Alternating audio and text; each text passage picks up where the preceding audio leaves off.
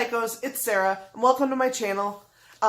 This is an extra video this week that I'm doing for Project WriteTube, which is organized by Tamara Woods. I will have her link down below, and this video will also be in the playlist for Project WriteTube for 2018. So go and watch all the other videos over there and subscribe to all the other channels over there. Thank you so much for joining me today. I just wanted to talk to you a little bit about planning for NaNoWriMo, which is probably strange coming from me considering the fact that I am like the pansiest pantser. Because I'm not much of a planner, I tend to sit down at my desk and just start writing on a blank piece of paper on November 1st. I tend to actually win, so I feel like it's kind of not broken right now, so I'm going to keep going with it. I've been doing NaNoWriMo for probably like 12 or 14 years. I'm not quite sure how long. It's been a really long time. It doesn't show up on NaNoWriMo. I think I changed accounts at some point in there.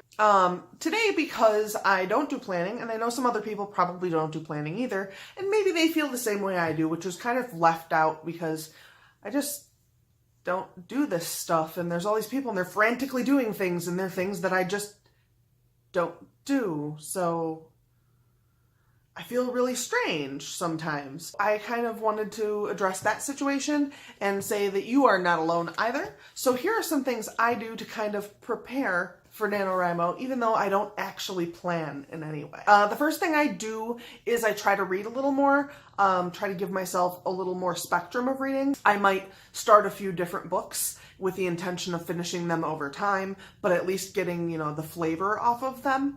I do like to kind of set a tone for myself when I'm about to write something. That is a thing I've talked about in many of my videos, but it's just, I don't know how else to put it. That's kind of what I do, is I tend to surround myself with spooky stuff, which is kind of what I write. So I do plan on reading a little extra and picking up a few different things and kind of tasting at them and seeing what I do and don't like about them and things like that. I like to kind of pick up on little things about the language to enhance my own writing and see the way other writers work around things that are suddenly starting to bother me about my own writing, which does change over time. Every time I kind of solve a problem, I see another one and I'm like, you're an idiot for that now. The other thing I kind of really like to do is watch videos of other author tubers as they're planning, because it's kind of funny to me how different their response is to this period of time than my own. So it's really interesting for me to watch it. It's like this entirely different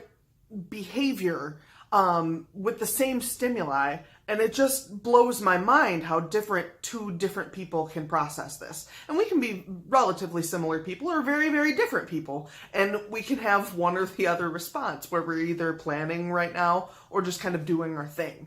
And so I find it kind of fun to watch those videos and see how that's processed a little differently and kind of listen to the way they plan for things, because as planners, they are able to show us what they're planning on doing and how they're going about it. Now, they're not going to tell us their story, but they can tell you like how they're subplotting and things like that. And those are things I just don't do. So it's really strange to me, but at the same time, it's very interesting and fun to watch. So I do like to watch other author tubers as they talk about their plan. Another thing I like to do is, as I mentioned a little bit ago, set my tone. I like to watch horror movies and horror television. I do like slasher movies, but specifically the mid-70s up through 99 or so. No, some of the newer remakes have been pretty good, but I enjoy slasher movies and things like that, but I also enjoy like spooky things. I enjoy things that are just really tense. That's just kind of the tone I go for. I also will sometimes watch things like Unsolved Mysteries, which I watch when I go to bed most of the time because it's like my favorite show ever, but only the Robert Stack ones. Another thing I like to do is kind of get some work done on some other books. I really don't enjoy editing in the same way I enjoy writing. Editing is much more stressful to me. I know a lot of people find writing very stressful, but I personally don't find it very stressful at all. But editing for me is terribly stressful. I like to try to do some editing before I get deep into writing, because I want to remind myself, like, this isn't it. And you need to enjoy this part of it because this is your favorite part, but you also need to understand that the meat and potatoes of what you put out is actually in the edit. what comes out, and the rough draft is just not terribly usable. I kind of like to do that for myself, but in related news, I also like to eat the cereal first and then the marshmallows and Lucky Charms. So I think that's just who I am. And another thing I like to do is make a Sims character of my characters for other things. That's kind of fun for me. I'm being forced to hold a cat. That's kind of fun for me. I really